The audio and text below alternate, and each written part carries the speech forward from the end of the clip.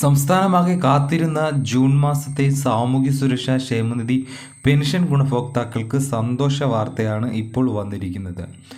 June മാസത്തെ pension തുകയായ 1600 രൂപ June 20 മുതൽ വിതരണം ചെയ്യുമെന്നാണ് ധനമന്ത്രി KN ബാലഗോപാൽ അറിയിച്ചിരിക്കുന്നത്.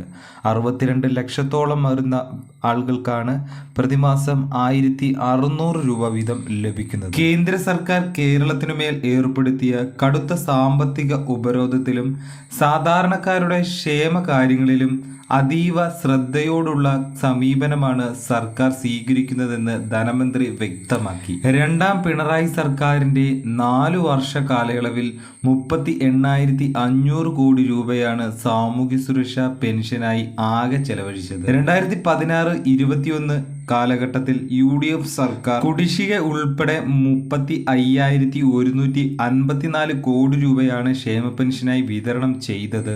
9 വർഷം കൊണ്ട് ഒന്നും രണ്ടും പിണറായി സർക്കാരുകൾ ക്ഷേമ പെൻഷനായി നൽകിയത് 73,654 കോടി രൂപയാണ്.